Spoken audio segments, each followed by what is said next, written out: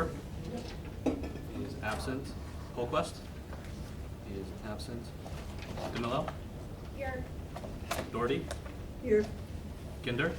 Present. Schneider? Here. Kozak? Here.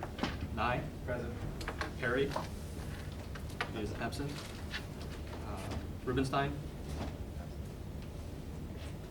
Absent. Sandberg? Oh, excuse me, Sandberg is.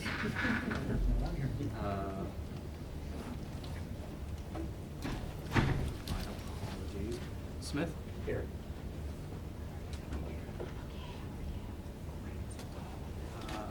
Chair Garcia? Present. And Chair Clegg. Here. My apologies, I skipped Prindle, Commissioner Prindle. Present. We have 12 present. Great, thank you. The agenda is before you. Can I have a motion to adopt? So moved. Moved and seconded. Thank you. Any discussion? All in favor say aye. Aye. Any opposed say no. The agenda is adopted. Next is acceptance of the minutes from our meeting of last October, which were also just passed out. Acceptance? And moved and seconded. Seconded. Anybody? Second. Thank you. Any discussion? Anybody need an extra minute to review? Okay, all in favor say aye. Aye. Any opposed say no. Minutes are accepted. Next is the chair's report, and I have nothing to report except what's already on our agenda. Jill, do you have anything to do? I do not have anything. Okay. Our goal for this meeting is to have the government structure amendment approved and forwarded to the Charter Commission, perhaps with one open issue, and that would be the issue as to who appoints, who the council confirms, which we might leave for discussion by the full Charter Commission rather than have a discussion here and then rehashing it at the Charter Commission. But for those of you who are just joining us or haven't been with us for long, Casey, you probably didn't see my email to you. No, okay. I was going to see if you could give us a quick 3-minute recap of how we got here today. On the charter, on the appointments? No, on the government structure amendment. On the government structure amendment writ large, in, I believe it was 2018-ish, there was a third proposal, I believe it was, to change the charter such that the police department, which has always been under the exclusive jurisdiction or oversight, I should say, direction of the mayor, would be shared between the mayor and the city council. At that time, that question didn't pass the deadline to get on the ballot. The Charter Commission took out the question of government structure because that specific question has been asked multiple times. And so as a result of sort of this multiple question of who reports to whom and things of that nature, the Charter Commission took up a year-long study of other jurisdictions, the structure of the City of Minneapolis and this government structure since its foundation in the late 1800s. Out of that came a proposal that was ultimately submitted to the voters in 2021, which proposed an executive mayor legislative council structure. In that structure, which is, say, modeled on a strong mayor, traditional strong mayor structure, it mirrors the federal and state governments in which the executive functions of the city are then allocated to the mayor as the chief executive officer, and the council retains all of its authority as the legislative and policymaking body of the jurisdiction. That question passed by voters in 2021. It was on an expedited timeline because charter amendments, unless an effective date is provided, become effective 30 days after the date of passage by the voters. And so that question passed, I believe the election was on November 2nd in 2021, and 30 days later on December 3rd it became effective. Following the change in government structure according to the amendment by voters, the mayor and the council spent most of 2022 working on what we refer to as the government omnibus structure ordinance, or government structure omnibus ordinance. And what that ordinance did was put in place in code through ordinance how that structure would be implemented under an executive mayor. As part of that, they did adopt the structure with the various 25 now operating departments in the executive branch. About 10 of those are headed by department heads who have historically been referred to as charter department heads. The department heads that are referred to as charter department heads are those who go through a process of being nominated by the mayor or appointed by the mayor, subject to the consent of the city council. And so that process remains in charter, was not affected by the government structure ballot change, but is different from what's in code. And we've discussed for a while now that there is a lack of harmony between what the charter provides in terms of those department head appointment processes and what's in code. And so that specific question, amongst many related to harmonizing the charter and the code, has been taken up by this body, I believe in 2023, someone correct me if I'm wrong, on Halloween night. There was a joint meeting between the mayor, the city council, and the charter commission. It was a spooky proposition in which the city attorney's office had completed basically a rewrite of the charter to harmonize those two things, which then was shared with all of you. This body referred that scope of work, making adjustments across all 9 articles of the charter for its consideration, and it was referred to the amendment committee. This question of charter department heads was pulled out from that larger scope of work, mostly due to the fact that, as we talked about during the orientation process, there are 2 primary pathways to amending the charter.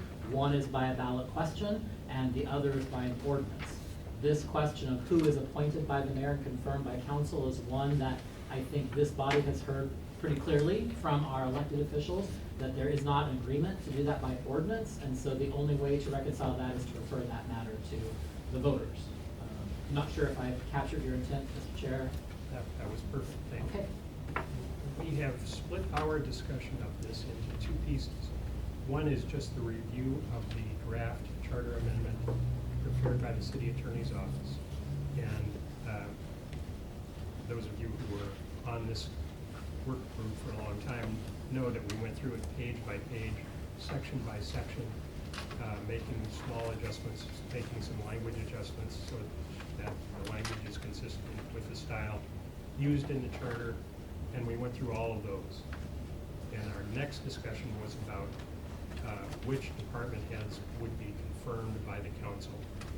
The draft city attorney prepared provided that the 3 C-level officers, the community safety commissioner and the city operations officer and the city attorney's office be nominated by the mayor and confirmed by the council.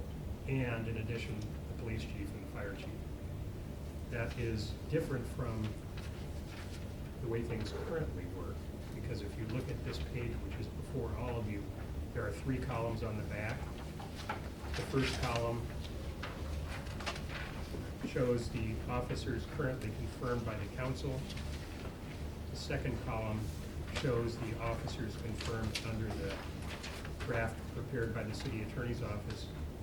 And the third column is sort of a hybrid that we have considered as a commission. What I'd first like to do is wrap up just the language, not including the confirmation language for now, but just wrap up the language that we've been through page by page, paragraph by paragraph, and ask if there are any changes to where we are today. I think Commissioner Ginder had. Thank you, Mr. Chair. I do have a question that I think an area that needs to be changed is section 8.5 regarding administrative officers. Because as you recall, in section 7,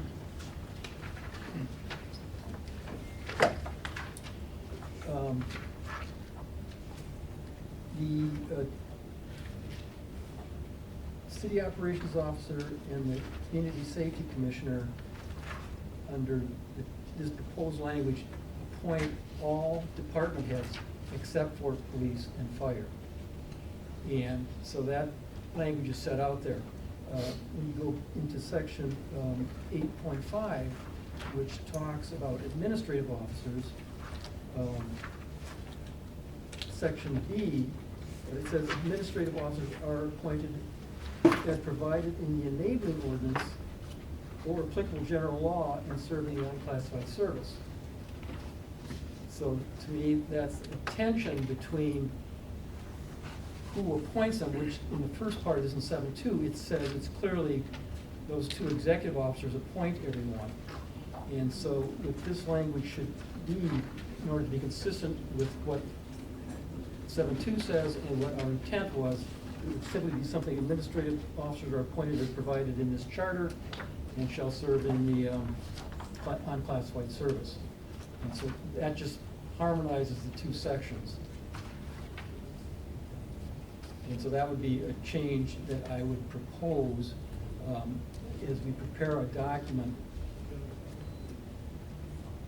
for either for public hearing or for final vote by the full city council, excuse me, by the full charter commission.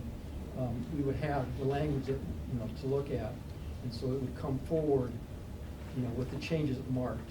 So we can follow those changes, but it should be getting close to a format that we would present to the voters if we move it forward. So does anybody have any questions for Commissioner Ginder about that proposed change to make those two sections consistent? I have a more of a foundation question, if that's okay. Yes. So, my understanding was that a lot of these changes are truly non-controversial. And my original thought was to split the controversial versus non-controversial and try to get the bulk of this agreed to by the city council and by the mayor. Wasn't that what we talked about? The bulk of the changes? We talked about splitting it into the one change where there is controversy is Mhm. who the council ratifies. Right. That's the only one. Right. So right now, we're trying to deal with all the other ones except that. So with regard to all of the other ones except that, are you supposing that those go on the ballot as well? Yes. I mean, to try and break it out into some that are passed by ordinance and some that Well, would it be would two be only the different one. amendments.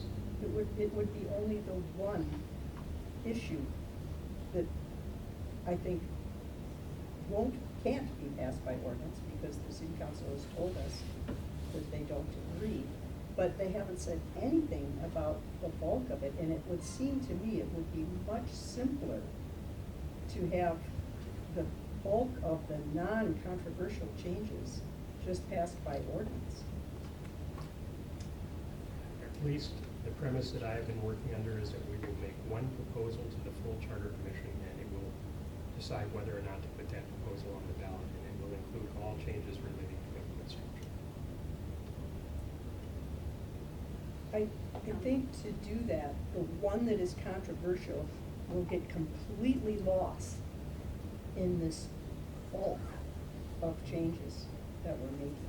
And it would seem to me that it would be a better idea to put the one that's really at issue, that's controversial, apart as a separate amendment, and then do the rest, if we can, by agreement, by consensus. Okay. That's not how I would intend to proceed. I would intend to do it as a single amendment and then split it in two and have one be adopted by ordinance and the other adopted by the ballot. But you're free to make that argument when we get to the point of whether or not we want to approve this. Can I ask, Commissioner Ginder, you nodded when I said that initially. This is the Chair Commissioner. I'm a little bit confused at the moment. My vision is that this amendment that we're talking about, the appointment process, we're talking about the who appoints, but we're also creating this whole executive commission, or the executive officers, and that. And that, to me, is the package. It's the executive officers' creation. We're putting into the charter what they currently have in ordinance with some changes, i.e. the department heads. And so I would, my envision of this was, you have an amendment that says, the charter's being amended in section 7.2, by creating the executive officers. It's being amended in section 8.4 by defining administrative officers and who, and just so you have a package that creates what is now in ordinance. And that whole thing goes together. There are parts of it, I would not even say the current structure is non-controversial, but we would be locking in what is in ordinance. And with the change that we're talking about with regard to department heads. There's a whole raft of other items that were in this draft prepared by the city attorney that we can later on envision going possibly to, for ordinance by a 13-0 vote in the mayor. But those are not being contemplated being putting on the ballot at this time. So that's how I see this. I would say, as the new guy here who hasn't been part of previous discussions, I agree. I think the truly non-controversial technical amendments I would see as a separate package. Honestly, there's no need to hold it up to wait for it to go on the ballot. I don't think, from what I've seen in those amendments. I agree that the question of the department heads and the question of the executive officers, those are a package deal to me. I think those are probably not easily severable and would be a lot of throwaway work in doing that. So I guess my impression coming in was that we were looking to sever the technical amendments from the core question of the department head and executive structure. And then that latter part is what would potentially discuss for placement on the ballot. Well, we can certainly try and figure out which, I think it would be more work to figure out which were controversial and which are not. And I don't think in any amendments we're going to get a 13-0 vote of the council. Nothing in this package will be approved by a 13-0 vote of the council. Meaning that it's all controversial. That's what that would say to me. To some it is, yes. The original ordinance didn't pass unanimously. Right. There were 4 against, 9. But that's part of that's part of what is controversial. I mean, the rest of it in terms of the language changes and all of that, I don't think we've ever talked to the city council about those issues, what I would consider. We had a joint meeting, as you will recall, with the. Well, yeah, but we were talking about the controversial. That's right. That's right. We were not talking about what Commissioner Prindle referred to as the technical, and then it's in the. I think the best way to handle this is you can make a motion if you wanted to sever the two into 2 separate amendments. If you want to do that, and if there's a second, we can discuss it. It would seem to me that the only way to do that would be to have at least some discussion with the city council before doing that, because you're right. If it's I have no desire to separate it if nothing is non-controversial, but I have a hard time believing that. I think that everything in here relates to government structure, relates to the creation of the 3 C-level positions, and relates to the confirmation issue the council confirms. There's nothing else in here. Let me see this. There's nothing else in any of these That's what articles? all of the language in there is to address. No. Is the fact that we are revising the structure of government to conform to the ordinance, and that we are amending certain provisions about who the council confirms.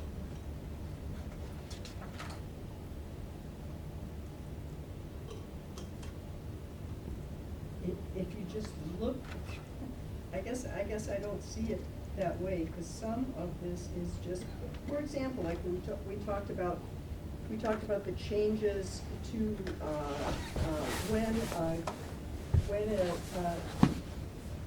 city council person resigns. I mean, that has nothing to do with the, and we came to an agreement on that. And that, Again, it seems to me. I'm gonna carry on this way, and if you want to make a motion to sever, and you get a second, we can discuss it, and then the group will vote. But, or you can make that motion before the full charter commission. Fine. Okay. So let's get back to Peter's suggestion.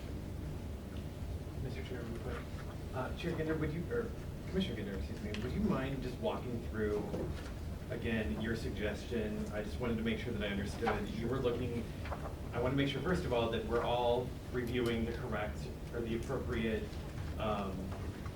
draft of the technical amendments.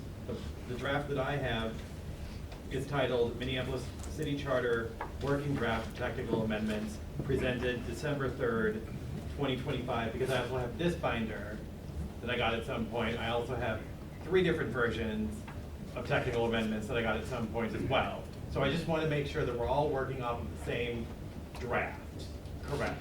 Correct, and Commissioner, so I'm working off this draft, which has in red, the changes that came forward in the draft by the city attorney back in 2023. Perfect. And it has the blue language, which was result of the amendment review committee going through and changing the language to conform to the kind of language that we were using in the charter. Perfect. You know, the shalls disappeared and, is and that kind of thing.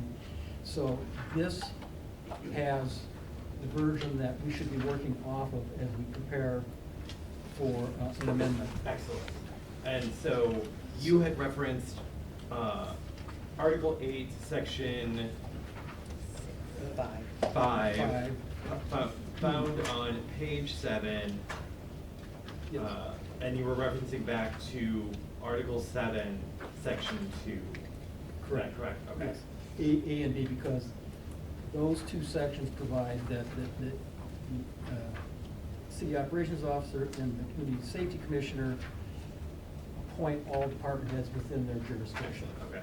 And then the conflict that I pointed out was in 8.4B, which says administrative officers, i.e. department heads, are appointed as provided in the enabling ordinance or applicable general law. And that would mean, for example, if the city council created a new department, they could say the new department, that department head is appointed by the city council. And which runs against what we've been talking about, in which we're consolidating the appointment power in the executive commission. So to make this harmonious, we would change that language to provide administrative officers are appointed as provided in this charter. Perfect. Thank you. I want to make sure that everybody, yep.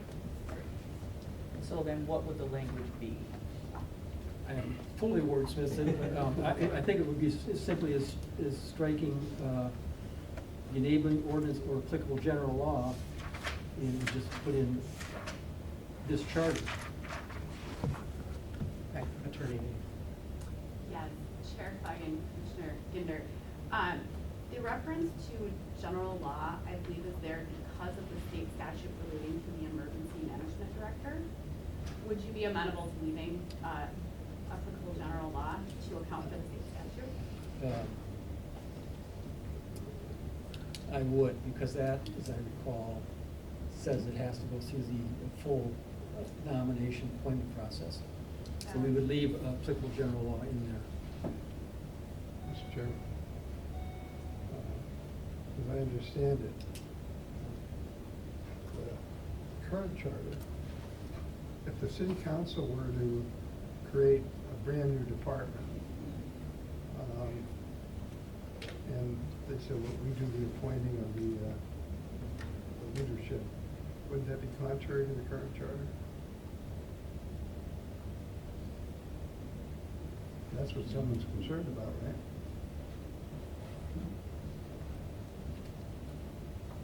Well, the concern is the government structure ordinance, which has this kind of similar language in there.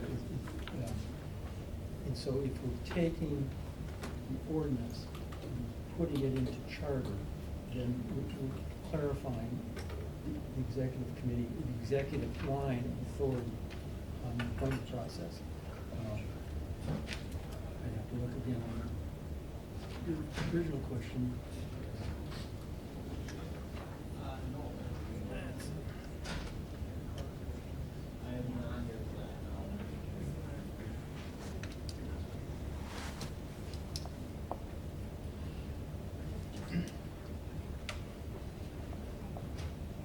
Under the current charter, it was only the identified 10 department heads that went through the council's approval process.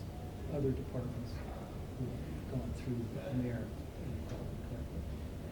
Is that correct? Mr. Ginder, there were 10 that we call the charter department heads Right. appointed by the mayor, confirmed by council, and there were 10 under the previous position of city coordinator, now the city operations officer, who are appointed by the city coordinator to indefinite terms.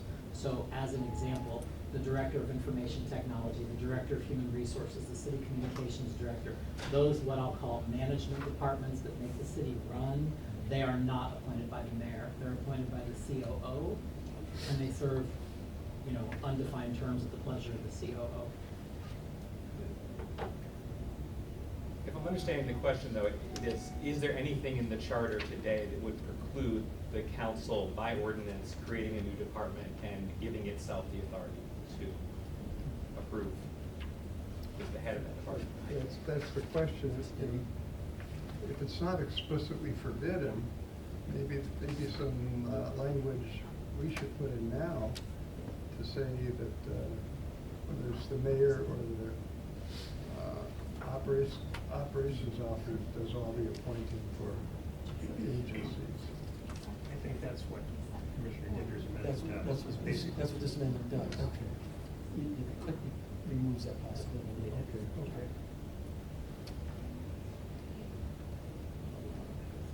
And I'm for it. Mr. Chair, one thing that I was thinking we could do is ask the city attorney and maybe members of this committee, I'd be willing to do that, to sit down and draft language as it would look on the ballot. So I think it'd be easier for all of us to take a look at. This is what we're proposing to send out. These are the changes in the current charter. And this is what it would look like if it passes and we'll see if it's put on the ballot. I think that could be formatted fairly quickly, and have that ready then to send back to the full commission. Let's get your change dealt with first. Yes. And then I agree with you, we'll have a drafting committee or something like that. People who are interested in going over the detail, work with the city attorney's office to develop potential ballot question language so that we can put it before people for purposes of our public hearing process. So, was there a second to Commissioner Ginder's motion? Commissioner Bozak. Any other discussion or questions? Commissioner Rubinstein. Mr. Chair, I'm totally confused now because section 7.3 now allows the city council to establish other departments and answer to Commissioner Bigger's question. The current charter? No, the new draft. Yeah. But they can create. They can create it, They can okay, create- right. but the department head then goes back to. Right, but assuming that's consistent, it's very confusing. Not very confusing, but I just thought, there is the ability in the charter, as I think it should be, to have the discretion, for the council to have the discretion to create new departments as long as we're clear on who gets to be the head, gets to be selected as head of it. Do we need a roll call vote on that? Okay. We have a roll call vote on Commissioner Ginder's motion. Commissioner Boone? On the motion for, on Ginder's motion? Yes. Thank you. DeMello? Doherty? Aye. Ginder? Aye. Schneider? Aye. Kozak? Aye. Nye? Aye. Perry? Nope, excuse me, Perry's absent. Rubenstein? Aye. Brindle? Aye. Smith? Aye. Garcia? Aye. Clegg? Aye. We have 12 ayes. So I would propose that we do as Commissioner Ginder suggested and forward this to I'll call it a drafting committee of some smaller number of people to work with the city attorney's office to get this in final form, with the exception of the list of department heads confirmed by the council. And that issue would be taken up by the full commission. As you recall, the last meeting, we took a straw vote on that, and of the three choices, if you list the left-hand most as column A, the middle one as column B, and the right one as column C, column B won, but it was a vote of 6-5.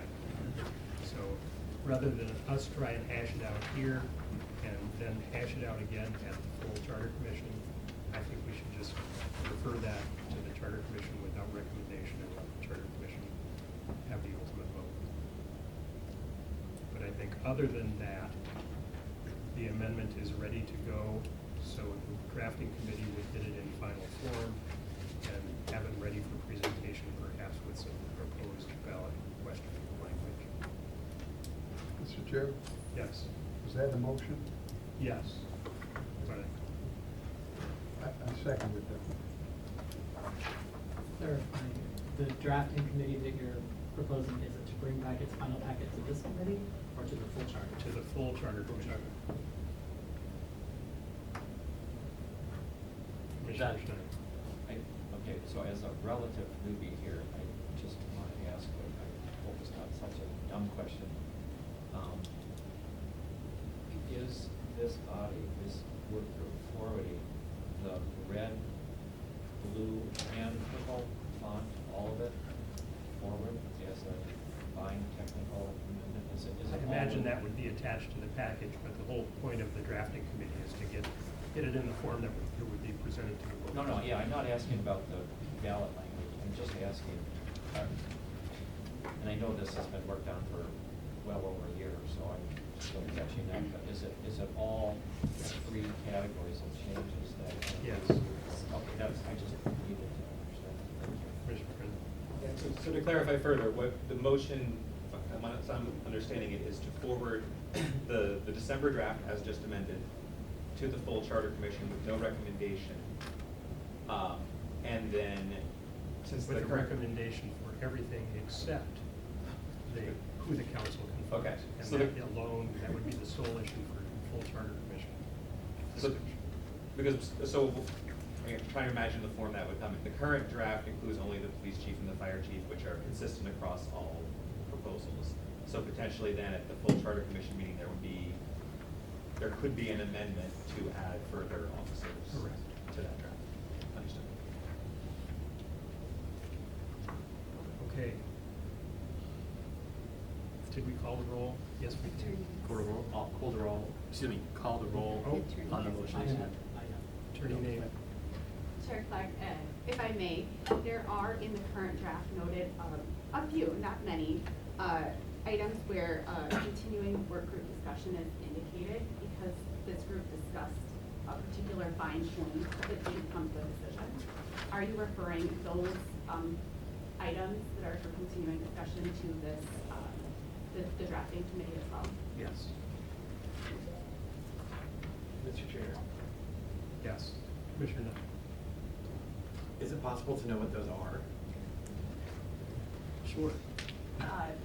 Through the chair, I would just point you to the items that have little bubbles on them, that say for continuing work group discussion. And which ones are? These are matters that were discussed in various meetings, and when I went to incorporate my notes into the draft, I was unable to make a change with confidence because something had been discussed but not decided, or similar to that. How many would you Well, estimate those are? I'll have to flip if you would, humor me for a moment. So if I could just point out on page 4 of Article 4, or, yeah, we are talking about continued work group discussion on removal of Yes. city council member, it looks like. I don't recall what that discussion is about. And So- if I can interrupt for that. The way I see this motion going through is that that's not part of this motion, because it's not specifically related to the government structure. It's an important question on removal, but that is, to me, something that we wouldn't have in this section. If we're focusing just on the structure and the appointment process. So, because I looked at that too, but I don't see that as part of this question. Well, I'm That's an confused. operation. How do we then get this entire I'm confused document? Because, yeah, Chair Clegg said the entire thing is the one amendment, so I'm not sure It's- what you're separating out. What I was contemplating is if the whole thing would go forward in exactly that shape.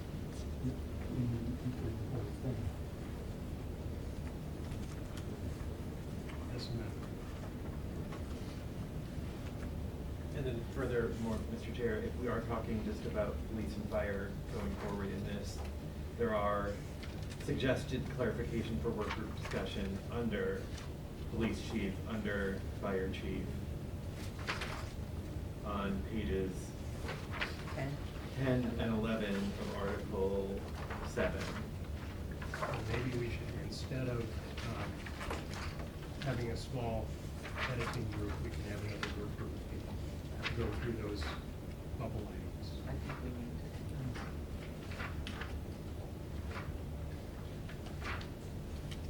Mr. Chair, I only counted 7 such instances of possible things, so your idea of having another group meeting would allow, I think, this body or anyone interested to go through each of those, finish them up, and then have a final product to send to your drafting committee with the attorney. So I don't think we need a motion, because we're basically gonna take this to the next meeting of the work group. And we'll consider those bubble items and then put together the package. We can either do that as a full work group or as a smaller group. Put together the package to go to the full work group.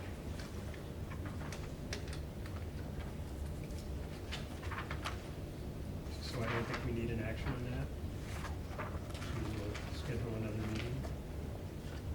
Commissioner Kinder may have to join us in spirit only, if that's all right. Could we do those discussions, Mr. Chair, now, or do we need? Let's maybe hear a quick summary of what they are. Well, I guess I'll just need to begin at the beginning. Sorry. A very good place to start. If you'll indulge me while I find my notes for each item.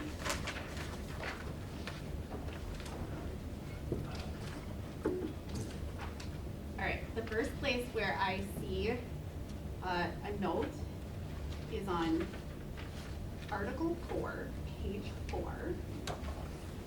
This is relating to removal, and it says continuing work group discussion, because this work group inquired about whether this particular provision was permitted under state law. I didn't have an answer for that. I did subsequently investigate and determined that it is permitted by special law. But I additionally determined that we should modify the proposed language in order to better align the language with Minnesota constitutional provision in Article 8, Section 5 of the Minnesota Constitution. And so there are some suggested changes in purple to align with that. And that was not discussed by this group previously. There were some questions about it, they were unresolved, and we have never circled back to it.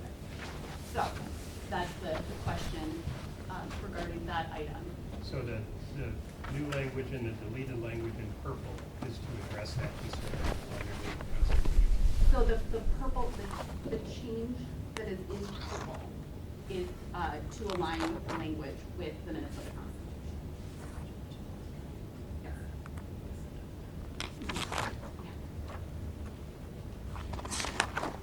We want to vote on each one, or just, if there's no questions, we'll go through to the end? There's no questions, go through. Yeah, what's next? Certainly. I'm sure that Clerk Carl will stop me if I miss one.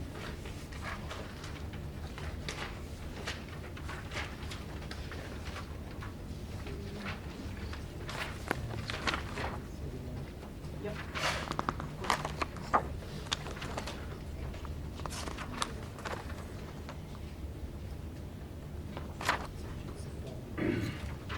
Yep, so we're in Article 7, page 10, and page 11, which is the same basic suggestion.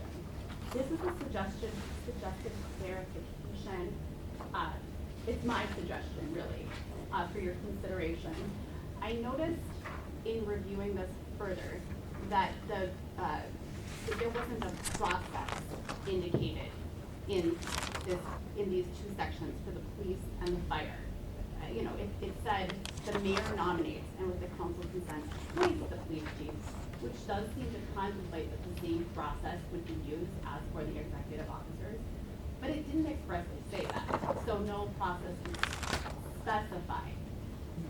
Suggested language would specify that the same process is being used for those mayor, or for those police chief and fire chief So those are appointments. your proposals That was for the clarification that I'm suggesting to eliminate an ambiguity. Sounds good? Everybody okay with that? Let's move on to the next one.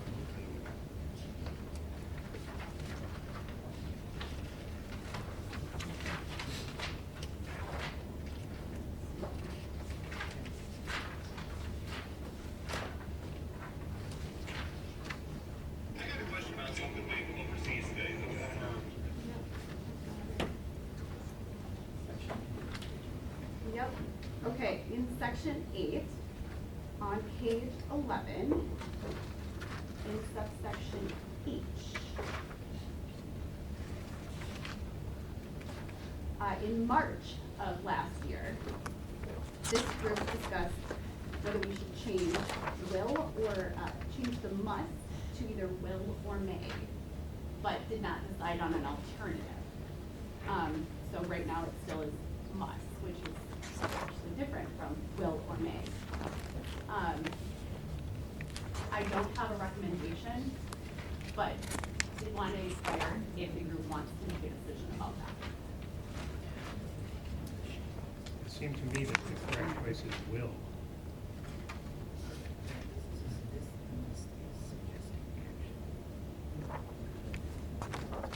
Will is a stronger word here, right, than may. May is a little bit more ambiguous. Will is a medium between may and must. Yeah, yeah, and must says there has to be some action. Correct. Whereas will does not suggest that. It's more passive in its intention. It's just where Yeah, like there could be maybe, Yeah, maybe not. may is Where not. will, I think it should be will. We all like will. disagree, because we use must through most of the charter. That was part of what we said, so if you go to the But section. Must is also usually must. meant to do an affirmative duty. Okay. So are we talking about just changing this one must to Yes. will or may, not the other musts Yeah, above? because must doesn't really fit Right. in how this reads, whereas Yeah. will does. Yeah. Okay, everybody okay with will? Yes. Okay.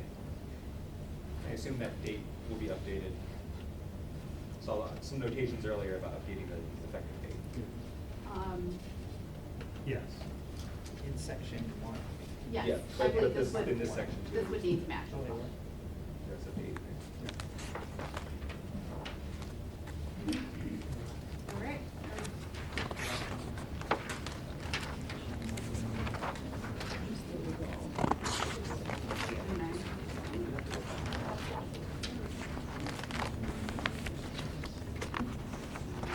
Is that it?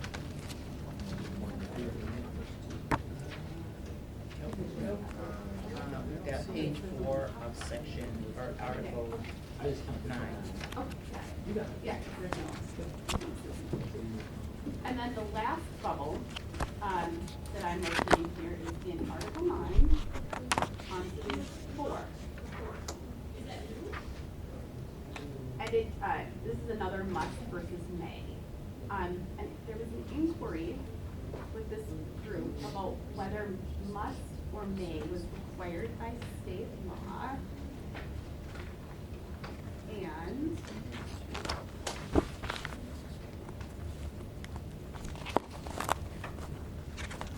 yeah, I'm sorry, the inquiry was about whether the change from must to may was made due to a state statute.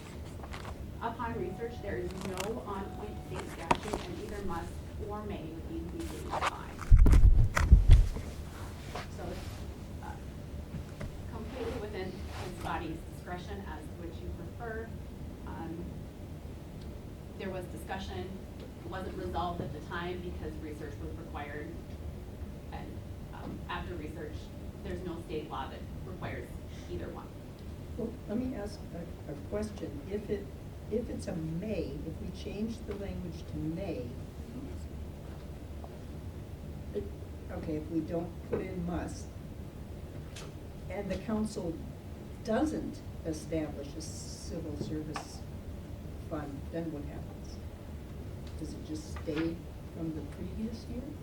I think if it's an affirmative duty and obligation of the council to do it and they don't perform it. But it says may. I know. May and. May is not If affirmative. we I would change be it in to favor must, of then that keeping- would compel them to do it Correct. annually. I would be And- in favor of leaving it as may, because I want to give the council discretion to do it as they want. So if they don't do it, If it says may, they don't have to do it. okay, If it says must, they have to do it. I get that. What is? My question is, if they don't do it, then does the civil service fund from the previous year just stay in effect? I don't know. It says later on that any unspent balance in the fund at the fiscal year's end goes to the city's general fund. So then there's not any money in the It's not a fund. carryover. It doesn't carry over. So then maybe they must, if there's gonna be a fund. But then they have to, if the word is may, then it's at their discretion, they can choose to do it or Commissioner not. Nye. If it's must, they don't have a Right. choice. Is there already a civil service fund in existence? Yes. And is it is it a required fund? Or is it, an optional fund? Well, currently, the word is may. No, in No, current, only the word must. In real life. what exists right now? What exists Yeah, right I now, thought I it- is it may believe is currently? may, but I don't have my current choice. Must Is must right now? Yeah, the language is must. Oh, well, then we don't have it. If if the intent is to continue that intent, then we need to, it has to be must then. Well, I think that's Because- why we asked the question about, is there a state law that points us in one direction or another, and the answer is no. The state law does not require either. Commissioner Schneider. Could someone just refresh my memory about what this fund supports? Like what functions at the city does this fund support? Because I don't remember. Mr. Chair, I don't know what this fund may support if it does. I will point out as another example, in Article 7 about the mayor, it says the council must appropriate a fund of not less than $5,000 to be used at the mayor's discretion, and they do not do that. So the charter currently says you must provide the mayor contingency fund if you don't. So I don't know if this fund does exist as a separate fund, or if it's a line item within the larger budget of the city. I don't know that. If I may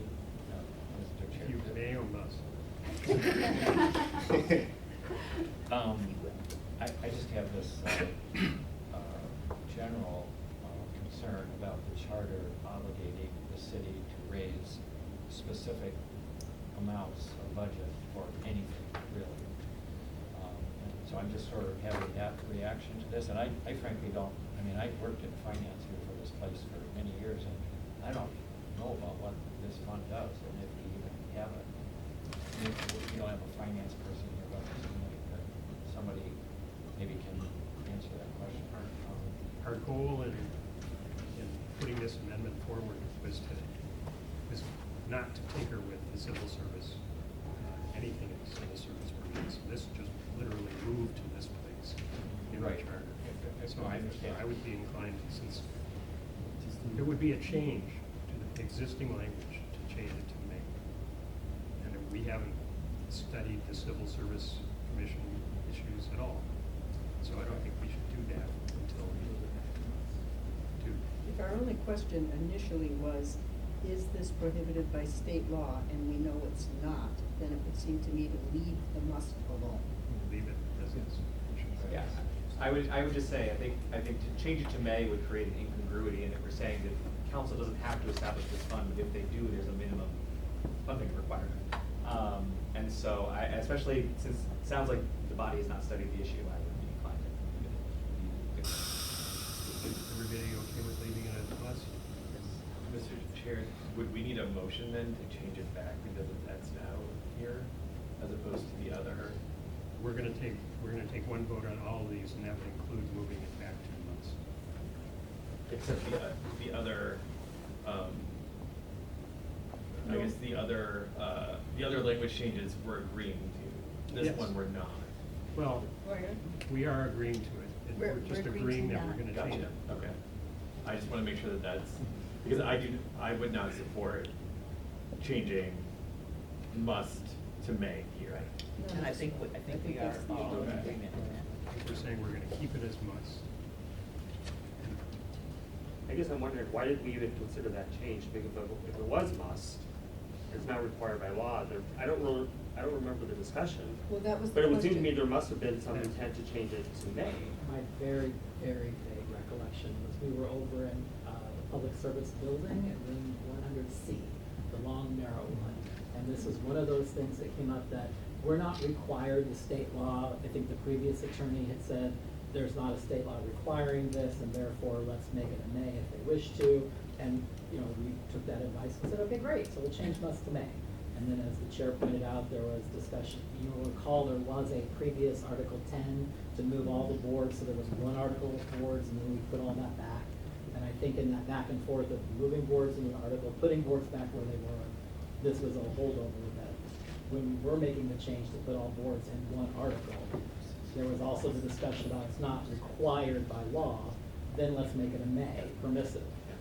If we're putting everything back, to Chair Clegg's point, and not touching those boards, it makes sense to move it back to must.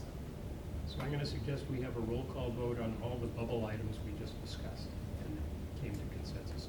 What Is if you there- just is there it's the just one bubble item? 3 bubble items? So, I asked as we went through, and there seemed to be no objection. well, just the one in the may, I No, prefer we're may. changing it to must. You want to leave it at may? I prefer it may. I guess I don't know exactly what Okay, the then fund we'll does, and no separate one that. really seems to We'll know. separate that one If out this and have a fund did separate vote. something really important and we really needed it, I would say, yeah, keep it as must, but it sounds to me like people don't even really know what this fund is, so I would say, let's keep it as may. If the city council wants to establish it, they can do so. Okay, we'll vote on everything except that. Okay. Commissioner Rubinstein. I just wondered why we have it in here at all. Maybe we just delete all provisions. This provision was moved from another location, and we changed it, we must have at some point changed it from must to may. But our goal in this amendment is not to mess with the civil service provisions. Right, So- but are we messing with it? No. Because it's existing, and we just moved it, but if we deleted it, we'd be deleting it, which is a big jump. Civil This is service not still new be- language. This is all existing language. It just moved from what used to be Article 10 back to its current place in the church. Returning. Yes. Yes. I'm not gonna raise the big question, but could somebody just bring to our next meeting or some whatever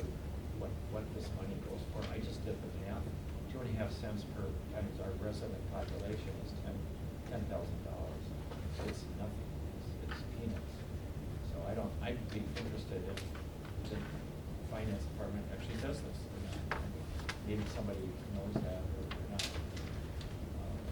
All right. And, but I'm fine with leaving it as must, like, just to things move. I'll have the clerk call the roll on all the bubble items except the civil service fund. Except the civil service. Commissioner Boone, Aye. Danilo, Aye. Doherty, Aye. Ginder, Aye. Schneider, Aye. Kozak, Aye. Nye, Aye. Rubenstein, Aye. Brindle, Aye. Smith, Aye. Garcia, Aye. Clay. Aye. We have 12 ayes. So now we'll consider the civil service item. My reason for wanting it to stay the same is we didn't come here to change anything regarding civil service provisions. If it says must, we should keep it as must. And if we later decide we want to look at that provision some more, or get rid of it, or change it to may, we can do that. But after we know more about it, we shouldn't be messing with it now. Commissioner Smith? Well, does it make sense to take a vote on that now if we don't have this additional information? I mean, I guess I would like to have more information, like you said, to be able to make an intelligent decision on whether or not we should change it. I don't think we should be making a decision on the Civil Service Commission funding in this amendment to the charter. If we want to overhaul the Civil Service Commission, we can do that in a separate amendment. I mean, I guess we probably shouldn't have considered it in the first place. That's right. You're right. You're like losing a sock in the dryer. All right, I guess the motion would be to change may back to must. So moved, if you need move that, or if you don't need a motion? Sure. Okay, I will move that. Okay. Second, give a second. Was that Ginder? Shall we vote on it? Anybody else have questions or comments? Will the clerk please call the roll? Commissioner Boone, Aye. Danilo, Aye. Doherty, Aye. Ginder, Aye. Schneider, Aye. Kozak, Aye. Nye, Aye. Rubenstein, Aye. Prindle, Aye. Smith, No, Garcia, Aye. Click. Aye. We have 11 ayes and 1 nay. Great. We resolved the bubble issues. So now we'll go back to my original motion, which was to refer this to the drafting group that could work with the city attorney's office to put this in a form that we can present to the full charter commission and to the voters. And in addition, consider some ballot question language. Attorney Bryce, do you have a question? Mr. Chair, or Chairman Clay, if I may be heard, Brian Rice, attorney for the Minneapolis Park Board. I've been following your deliberations. I think as best I can, and I would say like Commissioners Doherty and Brindle, I was a bit uncertain about how things would proceed. There is one matter that I have been trying to find what the best way to express a potential concern is, and that would be on Article 1, the third page. We appreciate the work, particularly it's under the powers sections, powers plenary. The previous article language is in black that's been stricken. The city, comma, acting through the boards, comma, commissions, comma, committees, comma, departments, and officers for which this charter or an ordinance provides may exercise any power that a municipal corporation can lawfully exercise at common law. I would say this, that the new article, the new red language is more comprehensive. I can see where the city attorney is going, but significantly, it just says plenary powers the city, and it does not include the parenthetical acting through the boards, commissions, committees, departments, officers, etc. And so I have 2 points. In other places, if you look at page 2, under laws, C2, certain laws preserved, it uses, it says the charter does not affect any special or other law to the extent that law confers upon the city or upon any board, commission, committee, department. So there's a parallel construction there about how powers are assigned and divide, I mean, you know, it's parsed out, because there are boards, commissions, particularly the park board, who I'm here representing. And my suggestion would be, and I know this is moving along, that there should be a parenthetical on page 3 under powers 1(4)A after the city that would include what's currently in there, acting through boards, commissions, committee, departments, or officers. So that the plenary power that this is updated and pursuant to state law, that you certainly want to capture all powers that any are allowed under state law for all of those departments, including the park board. And I would add one other matter. This refers to powers granted by the state of Minnesota. And I'm not sure why, but it leaves out the powers that can be lawfully exercised at common law. And municipal corporate law has been around a long time, and I just think it's an important issue if the charter's moving ahead, not to either leave out those departments, charter departments like the park board, and also I'm not sure why you would want to not include the ability that the city would have to exercise the power of common law. And I know this is moving along. I apologize for, like it's when these comments could be inserted in the process. It sounds to me like now you prepared this amendment. It seems like it's ready to go, subject to these departmental appointment things, but that I didn't want to either surprise you or the commission at a later proceeding. But I do think, having spent, it was a good 12 years or more getting to the plain language charter commission amendment, as you know, these things got hashed out, and I just found that to be, I don't know if it was intended, but I think it, my opinion would be, should include it. Commissioner Ginder, I think this language, you had suggested this language in the first place, or a language like this. Do you have any objection? I urge the city attorney to consider language along these lines, because common law language by itself is unnecessarily restrictive. And so the broader language under the Minnesota Constitution may capture everything. And I'm going to go into a little bit of a weeds here that I've forgotten much of it myself, but if you recall Dillon's Law, which was what existed prior to, it was the common law, which existed prior to states starting constitutions and statutory authorities for home rule charter cities. It was a more limiting thing, and there's, if I recall, there may be an argument that by Constitution and statutory, they've taken over the field and common law isn't effective. But I understand what you're saying, because my intent to do this is to give the city as much power as it can have under law to do whatever it needs to do. And I would not be intending to restrict power of any of its boards either. So as part of any drafting committee, I would certainly be willing to look at that and see if I still have research skills, but to take a look at that and see if incorporating that back in there gives us an even broader authority, or if it's superfluous. But the intent is grab all the power that we can, because the needs are certain. And Mr. Chair, I would concur with that. And we could go into Dillon's Law, which says, you only have the powers of basically a common law, or that the state grant or the charter. And our city existed before the state had a charter, a constitutional amendment that allowed charter cities. And this is an old city, and we could have a discussion going back to the Charter of London in 1084 about what powers are there. I'm Those not are sure the it's same people that 1084, drafted but our old charter.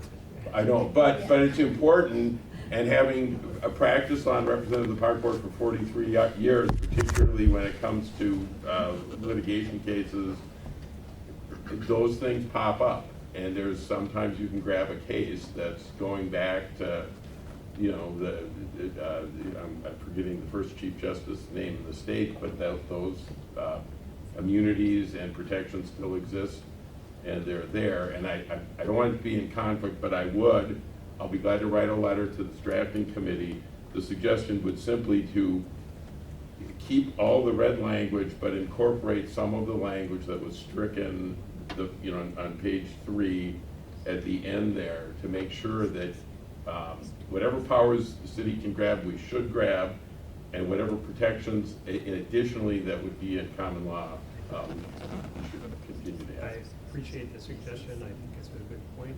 Could you send me an email? Yes. Copy Attorney Nathan. I will, for sure. Great. Thank you. And Commissioner Nye.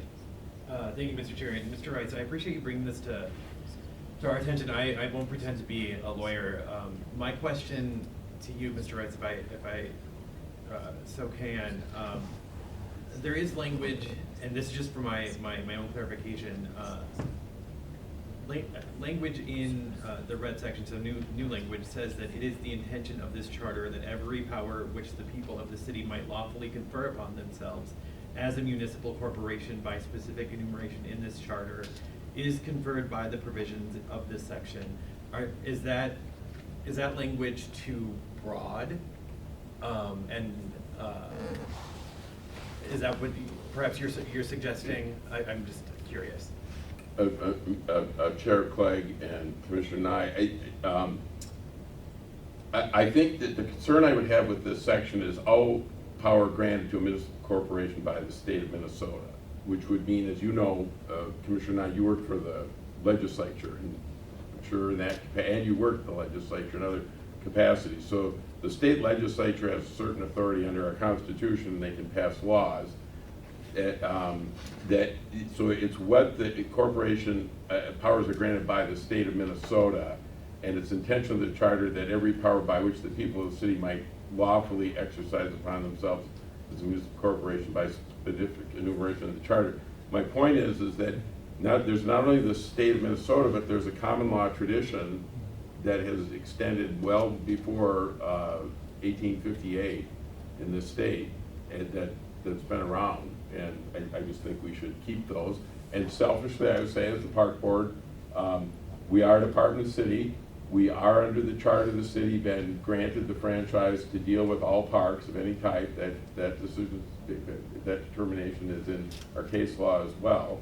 And I just think that as this charter commission, and wanting to make sure all the powers are there, the suggestion is let's just make sure there's no doubt. And believe it or not, we've got cases now where, trees fall and people are injured, and we've got 2 or 3 cases like that now, and we're using whatever protections the citizens can afford themselves at common law to do. Great. Thank you. Thank you very much. Thank you. Any other issues before we take a vote on how to proceed? The motion is to forward this to a drafting committee that will work with the city attorney to get this in final form, including some proposed modifications. Mr. Chair, if I may just ask a question on timelines. What do you see a timeline being for the work group to finish its work? What do you see as a timeline for the work group to do its work to get this into final form? I think that to get it to the full commission. that could happen in 2 to 3 weeks. It's not, we've basically done it all. It's pretty much formatted. And coming up with some proposed ballot question. Okay. And then I will put this to the chair of the commission. The next regular commission meeting is not until May. Should we have a special meeting to consider this issue prior to that time? I certainly think we could. I was hoping that in May we could combine our regular meeting with the public hearing.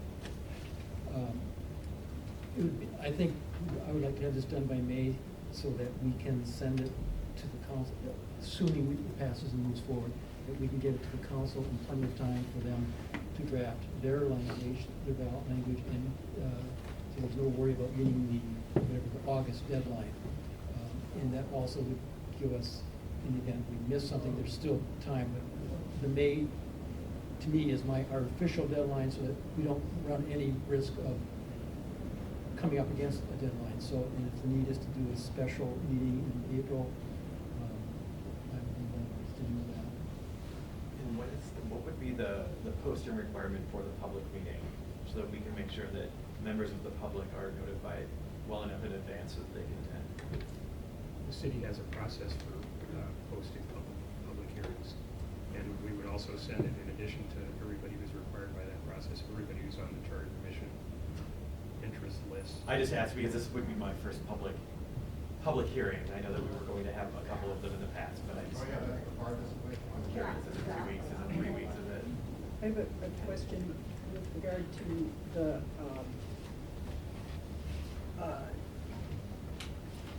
confirmation by council questions. Would we plan, from listening to this, I would think that the plan would be to bring that to the council in the April meeting, get a decision by the council, and then put that, or get it, at least discuss it with the council, and then have the public hearing on the entire ballot question, including the I'm confirmation. confused about discussing with the council. Or not discuss with the council, I'm sorry, the commission, the Okay, commission yeah. as a whole. The idea would be that in April, the commission would receive this amendment and also have a discussion about the confirmation issue and decide on what it wants to bring back. And then That's that, what would go to public hearing. that recommendation would then go to public hearing. So I know, I asked earlier about forwarding with no recommendation. You said, well, no recommendation as to the department heads. But we also said we're not separating them. So essentially, it's all one package. So we're saying, we're forwarding the package to the drafting committee. The sense of the body being that the only controversial issue is let's say, the executive officers, department heads, the board of Which we are governors structure. reserving for the full charter commission to discuss it. So that's the motion essentially. And do we have is the drafting committee something that we need to get established or? Anybody who wants to be on it can be on it. I hope we don't have 14 people on it. If I could just make a comment, I was on the drafting committee recently for revising some bylaws. We had 7 people, 6 pages, 2 hours. I thought we'll get through it. We made it through 3 paragraphs. I think too many people is gonna be bad, so I think it should be, I mean, 3 or 4 maybe pages. 2 or 3, 4. I think 4 at the most. I don't really think we have too many drafting decisions to make because we've discussed them all. But, so more formatting and, It's the ballot language. Yeah. That is what, that'll be, I mean, ultimately, that's decided by the council. Until recently, anyway, the council has always, in essence, delegated that to the city attorney's office. But for more recent amendments, they've taken a more active interest in drafting their own ballot. All right, let's vote. Commissioner Boone? DeMillo? Doherty? Aye. Kinder? Aye. Schneider? Aye. Kozak? Aye. Nye? Aye. Rubenstein? aye. Sandberg? Or, excuse me, Prindle? Aye. Smith? Aye. Garcia? Aye. Clegg? Clegg? Aye. There are 12 ayes. Thank you. The next item we wanted to discuss was the guidehouse report and whether or not that stimulates us to want to have any discussions about council structure. This is not something we would try and do this year for the ballot this year, but it's something that could take longer than that. So I know Commissioner Ginder had some ideas of things that he thought would be appropriate for future consideration, so. Thank you, Chair. I know we're getting a little bit late, but my idea on this was, we've just received the guidance report, and there's a lot of information in there. And a year ago, I mentioned the work plan is to take a look at council structure and what, is this the right structure? Whether that's 13-member ward, whether it's an all-district like it is right now, is it something different? And so as I thought about this and we look at the guidehouse report, there are a couple of themes that you see. One, some cities have this mix of district and at-large. And I think that is something worth exploring. I'm aware of the trend of moving away from at-large, and I'm also aware of some articles that talk about the effect of at-large having on electing people of color or different communities.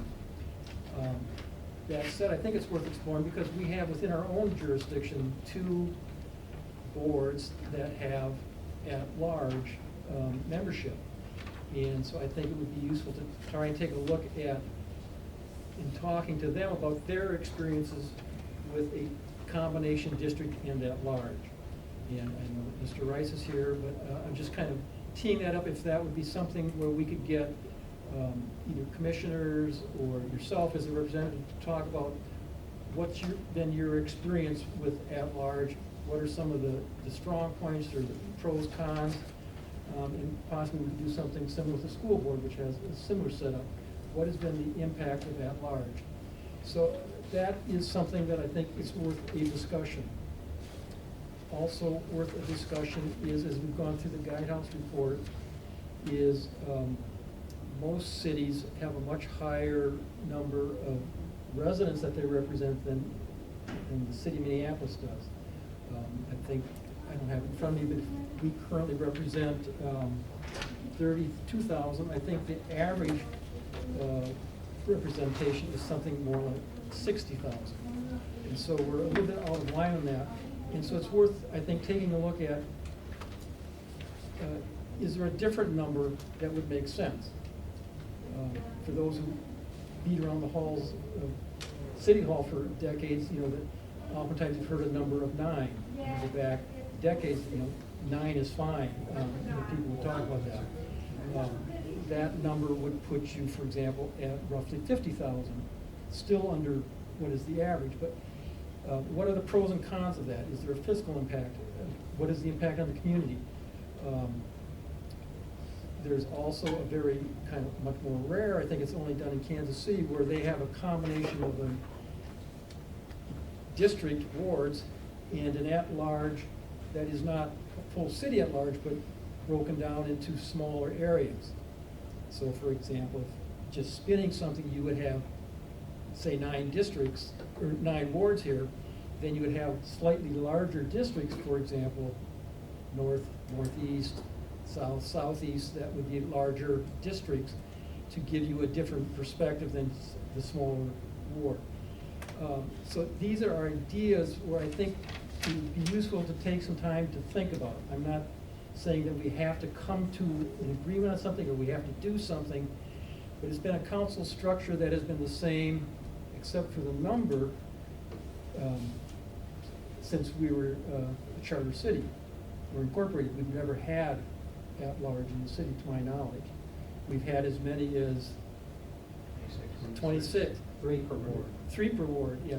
So we've had huge numbers of council members. We've been 13 for many years, but is it the right number? And so I'm just teeing this up for people to start thinking about, and then as probably after we get this issue resolved, to start taking some time to think thoughtfully about maybe each one of those and say, is there something that we should be really looking at seriously here? Mr. Chairman, I agree that this is a timely issue. We've talked about it among ourselves, and but the question is, I assume you're not thinking of trying to get it on the ballot, something on the ballot this year. No. This is. So if we didn't do it, we're not gonna do it this year, which we can't. And next year is a pretty quiet year, if there's even a, does it count as a general election? Because it's just school board that's up, right? There's nothing next year. Zero? Yeah, so Okay. we would be, Knock on wood. Well, yes. I know what you're Yeah. We've got a looming special potentially, so, you know. so, we're talking, like a 2-year process at the earliest. So this is not something that we need to rush through, but something I would like us to just take our time and, after we get through what we've talked about today, then say, okay, let's spend some time maybe taking a deep dive on at-large, then next time, a deep dive at what's the ward change look like, if we're gonna change the number of wards, a deep dive, and just kind of sit down and take a thoughtful look at, is there something that we want to do here, or is this what we think works for the city? I think you make a good suggestion, because we do have a lot on our plate for the next couple of months. So, let's get past whatever we're gonna do with government structure, and then perhaps have a brainstorming session on each one of those topics. And I wanted, because we referred it, I just wanted to have it on the agenda, just so to kind of give an outline of what my thoughts were when I had it referred over, so that we can start to just think about this. Commissioner DeMello. Thank you. I just want to echo the how the change is made is just as important to what the changes are made to this structure. And to echo what Commissioner Kozak said, what we do and how we get there are kind of two different. So that's just something I encourage everyone to keep in mind as we think about these changes. I think too, if we were gonna consider changes, to me, it would make sense to go into effect in 2030 or after that, when we do the redistricting. So it seems like there would be some time. But also, I was gonna comment back, I would say it was maybe 8 years ago, someone came forward in the comment section. Remember, they wanted to reduce the council to, I think it was 7 people. And people were just highly opposed to it at that time. I mean, there wasn't even much conversation, so. I would just add, there have been mutterings of people potentially planning to circulate a citizens petition on this topic, and so it's something that certainly should be on, I think, our radar to discuss the issue here, because it's being discussed in the community. Yeah, I agree, I think it would be too hasty. Just one final thing, Mr. Carl, are there any mutterings or filings of people intending to put something on the an amendment on the ballot via the petition route? Through the chair, Commissioner Kozak, I believe that this group is aware of I may get the name wrong, CPAC. It's the Community Police Accountability Commission. I'm not gonna get the name right, but I think those are the accurate letters, CPAC. It's a petition that has been circulated for a number of years, quite a long time, and was submitted a few cycles ago in a formal manner. It was not found to be sufficient in terms of the number of signatures, and so it was not brought forward, but I know that there are 3 or 4 community organizations or groups that are behind that proposal, and they have continued to circulate petitions and gather signatures. And the last contact that my office, the elections division, had with some of their representatives indicated that they were still actively soliciting signatures, and we're hopeful that maybe even this year they could bring forward a question. And what's their deadline? May 1st to get it to this group. Thank you. Having no other business before us, we are adjourned. And we'll send out notice after we meet about possible special meeting with this group and the possible special meeting of the full commission. Thank you.